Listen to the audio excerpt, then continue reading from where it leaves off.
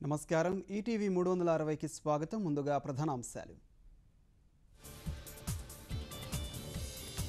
కుడంకుళం అణువిద్యుత్ కేంద్రం మొదటి యూనిట్ జాతికి అంకితం.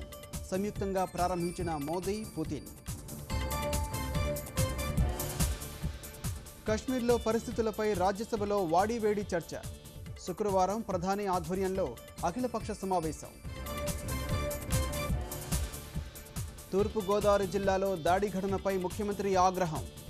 బాధ్యులపై కఠిన చర్యలు తీసుకోవాలని డీజీపీకి ఆదేశం. రేపు సాయంత్రం నుంచే పుష్కర సన్నాహక కార్యక్రమాలు. భక్తుల కోసం దుర్గగుడి దర్శన వేళల్లో మార్పులు. కృష్ణా జిల్లాలో ఆధ్యాత్మిక పర్యాటక అభివృద్ధికి చర్యలు. పుష్కరాలను అవకాశంగా మార్చుకోవాలని ప్రభుత్వ నిర్ణయం. తవ్విన కొద్దీ బయటపడుతున్న నయీం అక్రమాస్తులు. బంధుమిత్రుల ఇళ్లలో 100 కోట్ల భూముల పత్రాలు.